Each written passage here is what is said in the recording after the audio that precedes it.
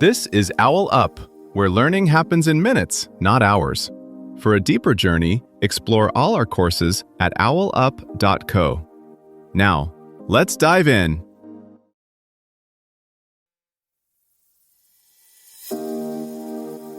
Welcome back to Chapter 2 of our series, Fake News, The Quest for Truth in a Post-Truth World. In this episode, titled Battles of Belief, How Fake News Divides Nations, we'll explore the ways fake news fuels societal polarization and affects our beliefs and relationships. So, let's dive in and uncover the impact of misinformation together. A lie on social media can race across the world long before a careful correction gets its shoes on. You're scrolling, half distracted, when a shocking headline pops up. Friends are sharing it, arguing about it. In that moment, whose version of reality are you stepping into?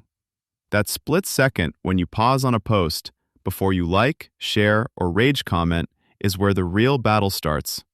Not on a debate stage, not in Parliament, but between your thumb and your timeline. Because today, misinformation isn't just shaping opinions, it's redrawing the social map of entire countries. Friends quietly mute each other. Families create no politics zones at dinner.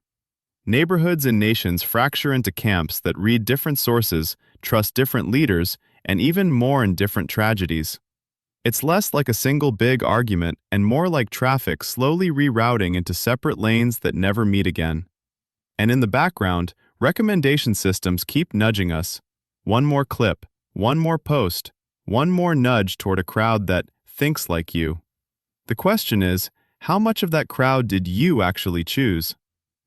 Now add one more layer. Those posts aren't just random noise. They're backed by money, strategy, and sometimes entire industries. Political consultancies test which phrases make you angriest. Troll farms schedule posts to hijack breaking news. State-backed outlets quietly boost divisive stories in foreign languages. Even ordinary influencers can become unwitting amplifiers, chasing engagement without checking sources. Meanwhile, traditional referees, journalists, teachers, community leaders are struggling to keep up because the news cycle is now measured in minutes, not days. Here's what makes this moment so volatile. The platforms carrying our arguments aren't neutral streets. They're more like custom-built arenas where outrage sells the most tickets. Start with speed and scale. One study of millions of tweets found that false stories were about 70% more likely to be reshared than true ones, and not just by bots, but by people. Why? Because the most viral posts tend to be short, emotional, and surprising. Nuance rarely fits in a headline, and corrections almost never feel as exciting as the initial shock. Now add volume. In just 3 months of 2022, one major platform reported removing over 1 billion fake accounts. That's not a few bad actors, it's an industrial level of noise. In that noise, a small but well-crafted lie can drown out a carefully verified report, especially when it's wrapped in moral outrage or fear. This doesn't just confuse individuals, it reshapes the incentives for everyone in the information chain. Politicians see which posts juice their engagement and lean harder into polarizing claims. Small websites learn that misleading thumbnails outperform sober analysis. Even some partisan media outlets drift toward the most divisive angles, because calm accuracy struggles to compete with weaponized drama. The result is a kind of informational segregation. If your feed mostly matches your existing views, you're more likely to see your side at its best and the other side at its worst. Cherry-picked scandals, extreme quotes, out-of-context clips. Over time, disagreement stops feeling like, we see the same world differently, and starts feeling like, we don't even live in the same world. You can already see where this leads. Trust in courts, elections, and public health officials becomes optional, something people extend only when outcomes favor their tribe. In some countries, rumors spreading through encrypted chats have helped ignite real-world violence. Mobs mobilized by messages that no one paused to verify. Like software vulnerabilities that allow a small exploit to crash an entire system, these weaknesses in how we share and reward information can scale individual misjudgments into national crises. The architecture of attention has become a strategic battleground, whether we notice it or not. A few concrete stories show how this plays out.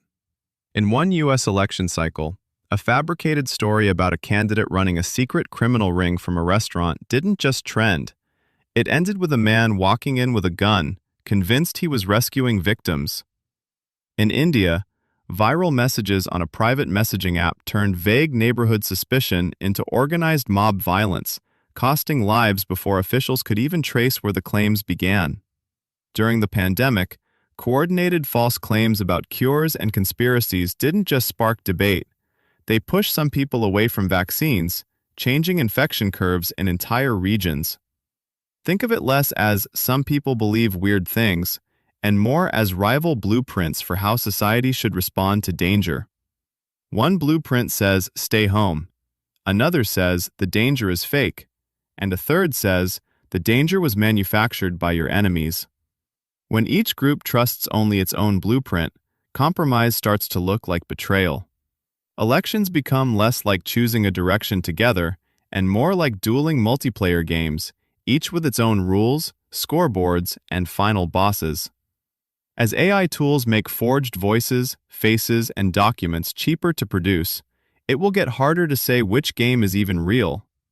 Some countries are already testing defenses, labeling synthetic media, audit trails for campaign ads, and circuit breakers that slow viral claims during crises. The risk is that these emerge too slowly, or only for some languages and regions. That would leave entire populations effectively unshielded, turning them into soft targets in the next wave of information warfare.